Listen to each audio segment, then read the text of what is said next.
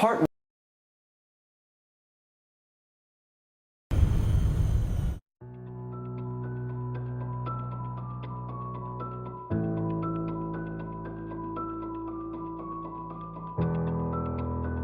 You could fuck your mother in front of the governor and not go to jail. Multiple overall. And yeah, for me as an attorney, this is something like that. And I assume you don't go off and tell these conversations to anybody. No. Because this is No, absolutely. So, no.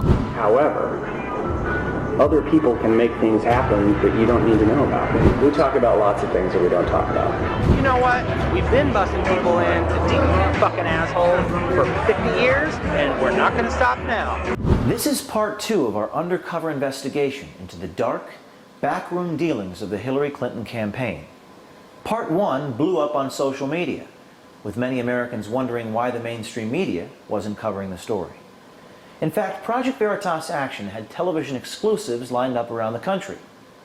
Those television stations spiked the story at the last minute. Our sources tell us the reason they did so was fear of retaliation and retribution from a future Hillary Clinton administration. Truth is dangerous, especially when it challenges those in power. In this video, Democratic operatives tell us how to successfully commit voter fraud on a massive scale. A lot of free union guys, they'll do whatever you want. They're rock and roll. So I'm basically Deputy Rapid Response Director for the DNC for all things Trump on the ground. Nobody's really supposed to know about me. No, I'm saying, we have mentally ill people that we pay to do shit. Make no mistake. This guy named Cesar Vargas is his name. I got a priest to cry on camera once. You know, Brad and Bob and Lux and myself are all part of the old school method where it doesn't matter what the freaking legal and ethics people say. We need to win this motherfucker. So Bob is really good friends with him, and talked to him this afternoon, and they are all in. If we can get 25 grand, they're all in. Our investigators wanted to find out what it would take to get the highest favorable turnout. Democratic politico Scott Fovel was our target, and he was more than willing to lead us through the process of how to rig an election. We did to them when we were in charge too. So what did we do? We did the exact same thing. Only we manipulated the vote with money and action, not with laws. It's a very easy thing for Republicans to say, well, they're busting people in. Well, you know what? We've been busting people into deep fucking asshole for 50 years, and we're not going to stop now. We're just going to find a different way to do it. So, I mean, I grew up with that idea. You know, they used to bus people out to Iowa. If we needed people out there, we used to bus people out to Iowa. When we met Scott Fovel, he worked for People for the American Way, an organization funded in large part by George Soros. He now works for Americans United for Change. It's a nonprofit that claims to, quote, move America in a new, better direction, unquote. With guys like Fovel working for them, we wonder what direction that might be. When I do this, I think you're an investigator first. Good, yeah, work backwards, yes. Yeah, that's great. I used to do the investigation piece. Yeah. A different method. I think backwards from how they would prosecute, if they could, and then try to build out the method to avoid that. The plan that was discussed was how to bring people from one state into another state to vote illegally. They could invalidate. Well, okay, let's just say, in theory, if a major investigation came up of major vote fraud that way, how would they prove it and who would they charge? Are they going to charge each individual? Oh, sorry. Are they going to charge each individual with voter fraud? See, that's Or are they going to go after the facilitator for conspiracy, which they can prove? And it's one thing if all these people drive up in their personal cars. If there's a bus involved, that changes the dynamic. So it's the legality. Well, yeah. Because you can prove conspiracy if there's a bus. Yeah. If there are cars, it's much harder to prove. And there's enough money. If there's enough money, then you have people drive their POV. Absolutely. Or you have them drive rentals. Yeah, with Wisconsin license plates. Absolutely. Well, you can't have them with Wisconsin license plates because rentals here, most of them don't have Wisconsin license plates. Oh. But there's these things called used car auctions. Used car auctions, the titles belong to some unknown company, they're company cars. And you know, these are multiple employers. These are not all one employer. Use shell companies. Yeah. Cars come from one company, the paychecks come from another.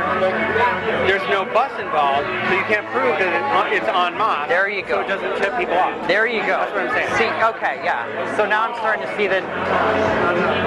Yeah. Okay. Yeah. When I do this, I think as an investigator first. Good. Yeah. Work backwards. Yes. Yeah, that's great. I used to do the investigation. Yeah.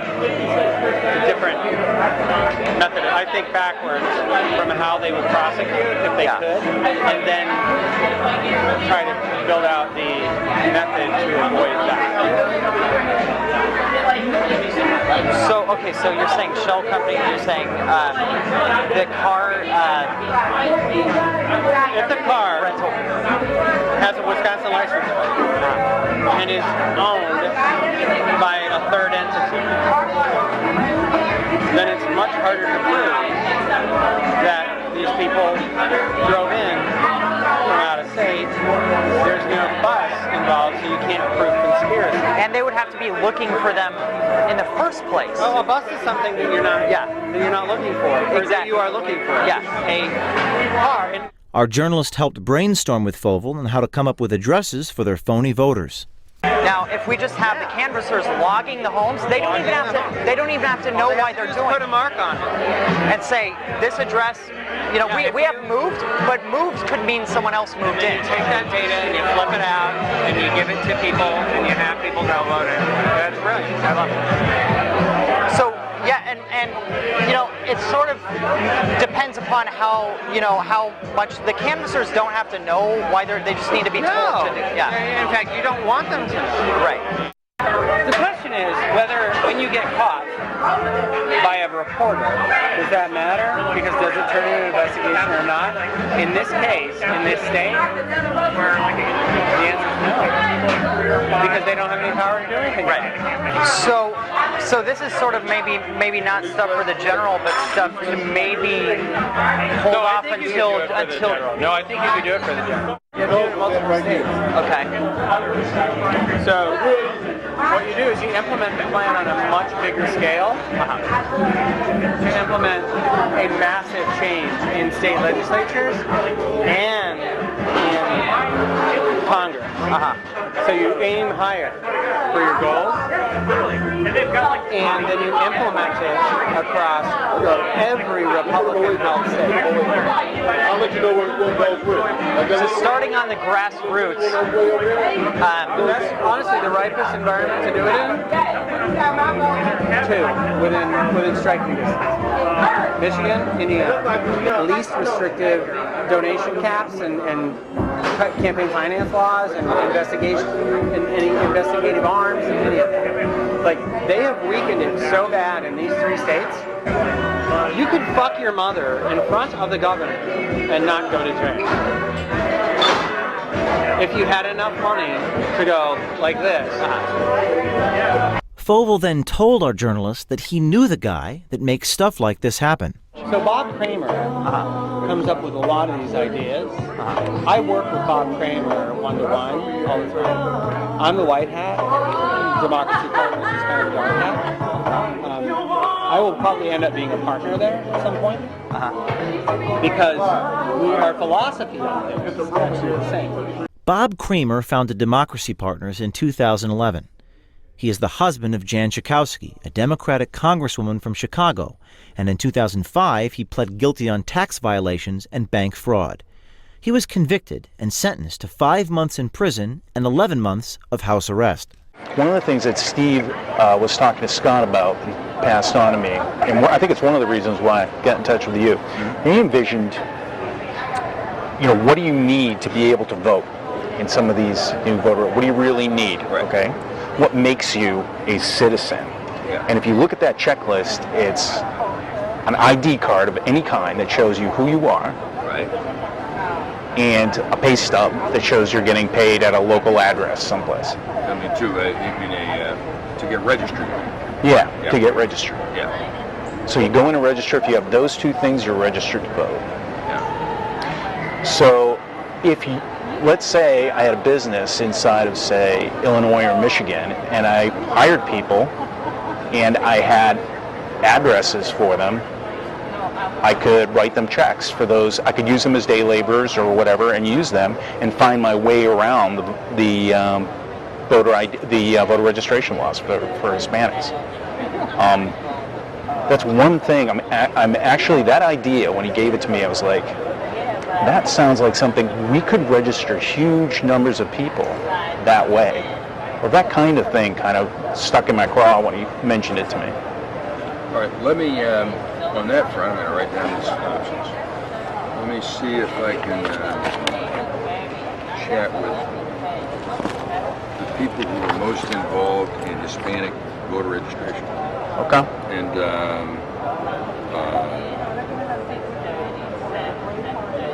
And see what their thoughts are. I mean, there are a couple of different organizations that's their big trick. Okay, yeah, if you know folks that you can put me in touch with, what if I, We'll help you do this. I mean, this is very important, this stuff. Turnout is huge. Because Bob Kramer is diabolical, and I love him for it. Yeah. I've learned so much from that man over the last 20 years, I can't even tell you. And he calls me to be his firefighter a lot of the time. Yeah. Because there are people who, in our movement, who will not do what it takes to get shit done. And I am not that person. I'm the one they send when everything is going to shit. So he spends a lot of time on the phone with my boss, actually, like asking for me to go places that I don't go. We had our donor set up a second meeting with Bob Kramer to see how he could help put this voter fraud plan into motion. This is re-enfranchising the voter. That's how I look at it, okay? If I could, through my company, employ these people for a day, okay, or for a week, or for a month, okay? And I could find work for them, useful work for them, and issue corporate IDs for them. Here's my fear. We can run this by our lawyers. Okay. My fear is that someone would decide that this was a big voter fraud scheme. Kramer hesitated to help our donor pull off the voter fraud scheme that Fovel created. Bob came back to me and asked me, what is he talking about? And I told him what we were talking about. But you then... And he said, well, I'm not going to touch that with a 10-foot pole now. Right. I go, nor should you. Good advice. Nor should you. He goes, good, I'm glad we're on the same page there. I said, however, other people can make things happen that you don't need to know about. And he goes, so that's where I think this goes. yeah. But you do understand, he's still going to have to know about it. Mr. Kramer? Yes. Well, I mean, is that okay as long as it's outside of... Okay. Now... We talk about lots of things that we don't talk about. Fovel told us about a guy in New York that works with Kramer a lot. We wondered if he was the guy who could pull off the voter fraud scheme. This guy named Cesar Vargas is his name. So Bob is really good friends with him and talked to him this afternoon. Vargas is an interesting character. He is the co-founder of the Dream Action Coalition, a New York lawyer and a dreamer himself. Born in Mexico, Vargas is an undocumented alien. What he was that this idea, and Scott made it seem possible, but said it wasn't possible to happen. But I even know it was actually possible, is, essentially getting a bunch of people, on a bus or whatever, taking them around the country. They legally can vote, so they can vote. At the same time, they're also getting work permits under a different name and voting again on behalf of people who cannot vote. Yeah, I was to say, like, can we make some effort, especially within the midterm elections in 2018? This is not going to happen, right? I know that. So I think it's not about, for us, let's see who the next president is. If it's Donald Trump, then it even makes more sense. The issue would be even more incredible and much more opportunity for us to jump into this. Right. If the Secretary Clinton and the 49D laws are loosened and we have much more opportunity for people to vote, and we have immigration reform, it's not going to be as significant, right? If you cross the bridge, Kai Carlman is the one possibly help us do that. Yeah, no, absolutely. Count me in. You don't go off and tell these conversations to anybody. No. Because this is no, absolutely. As an activist, do we want to do this? Do we want to take a chance? Let's talk about it. We have to do a better job of making our people do what they're supposed to do. Not asking them, making them, not expecting them and taking them for granted, but beating the shit out of them and making them do like voters. Yeah. America, our series of videos from this investigation will continue up until the election. People ask me, James, what can I do? Here's what you can do. Send this video to every single person you know. Demand the mainstream media play these tapes. Email the journalists. Tweet at the journalists. And remember, the truth is dangerous, especially when it challenges those in power.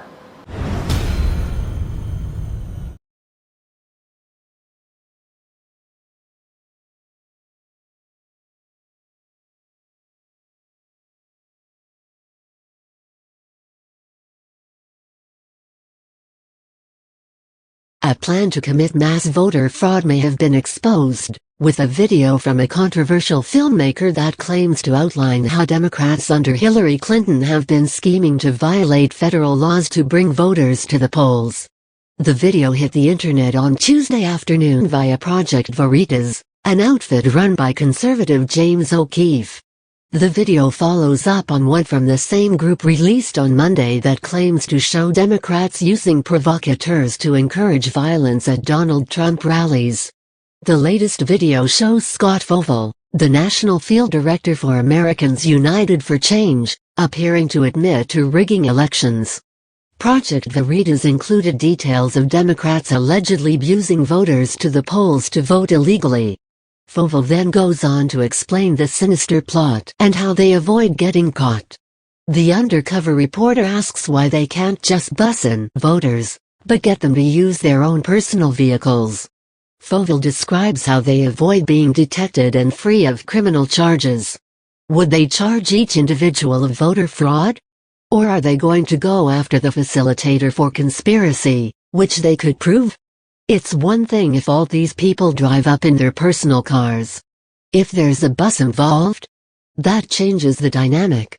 James O'Keefe has been releasing a series of undercover videos, including one last week that appeared to show New York City Democratic Commissioner of the Board of Elections Alan Shulkin admitting to widespread voter fraud in the form of abusing voters from polling place to vote multiple times. This week began a series of videos focused on Hillary Clinton and others working on behalf of the Clinton campaign.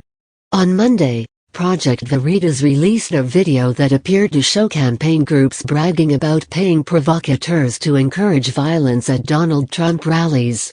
As Breitbart noted, the evidence appeared to point to efforts coordinated directly with Clinton's campaign. O'Keefe's extensive video investigation reveals that the Hillary Clinton campaign and the Democratic National Committee (DNC) are involved in bird-dogging and other provocative tactics through a web of consultants led by Robert Creamer, a veteran Chicago activist and convicted felon who is thought to have planned Democrats' political strategy during the push for Obamacare in 2009 and 2010. The video is wildly popular with Trump supporters, racking up hundreds of thousands of views on YouTube within just a few hours. O'Keefe said that Monday's video came after a year of investigation that included infiltrating the Clinton campaign, from the bottom all the way to the White House. But despite what appeared to be politically damaging evidence, James O'Keefe's video found coverage across mainstream media. It was picked up by a number of right-leaning news sites and was featured on Monday night's episode of The Sean Hannity Show. The lack of coverage likely comes from the connection to James O'Keefe, who made his name in conservative journalism through a series of videos that later turned out to be deceptively edited. He first gained fame in 2009 for a video that claimed to show employees of Acorn helping a self-professed pimp to apply for benefits that would allow him to conceal his sex trafficking crimes. The videos created a backlash against Acorn, but later investigations found that O'Keefe failed to show Acorn employees responding appropriately. O'Keefe eventually paid a $100,000 settlement to Juan Carlos Vera, an Acorn employee who was fired after the video's release. O'Keefe himself was among those complaining on Monday about the lack of coverage, and also what appeared to be a blackout on YouTube.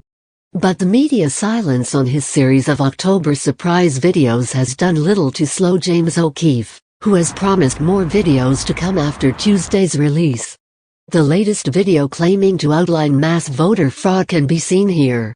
Featured image by Ron Jenkins/Getty Images. Now watch this. Trump calls for Hillary Clinton jail time over deleted emails. Now read this. FBI, Hillary Clinton's quid pro quo to be denied by State Department. Everything you need to know about what it is and what it means. Read more at http://www.inquisitor.com/3608896/voter-fraud-exposed-james-October-surprise-video-claiming-to-show-Clinton-campaign-